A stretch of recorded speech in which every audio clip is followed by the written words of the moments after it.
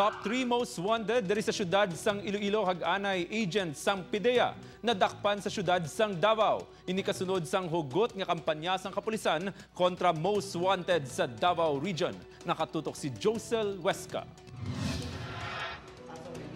Nagpaamulya sa syudad sang Davao sa sulod na sang duha ka tuig ang 39 anyos nga si Livy Bawi bangod sa kaso nga murder nga iya ginapangatubang. Si Bawi ang ginhingadlan nga top 3 most wanted person sang Iloilo City Police Office. Nagwa sa investigasyon sang Davao City Police Office nga nag-awol o kon absence without leave sa Philippine Scout Ranger ang suspect matapos nakahimo sang krimen. Nagpakilala pa ini nga ahente sang PIDEA.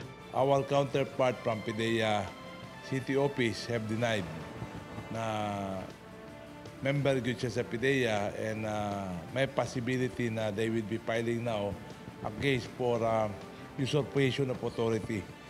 Kung kay nakuha po siya og ID sa PIDEA na posibleng peke. Nagwa man sa dugang investigasyon nga nagaduso sa illegal nga droga si Livy Bawi sa syudad sang Davao.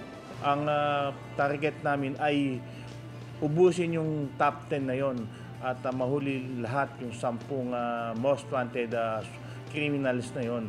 At ayun ay umpisa pa lang itong panghuhuli sa Davao City ay umpisa pa lang yun ng aming pinaigting na kampanya against sa top 10 most wanted persons. Si Livy Bawi akusado nga nagpatay siya utod nga si Luel Bawi natabo ang insidente sa isa ka karinderya sa barangay Balabago, Haro sang Mayo 17, 2016. Tago lang ko dito sa Iloilo.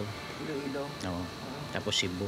Cebu. Ano nabot ka Davao City? Oo, doon lang ko dito January man siguro to. Diri man ako misis ko. Taga diri Davao? Dili, taga Isulan pero diri ga trabaho. Tuig 2017 sang nadakpan man ang utod sini nga si Anay Punong Barangay Lester Bawi isang Agkuyawan, Barutak Nuevo bangod sa illegal nga droga.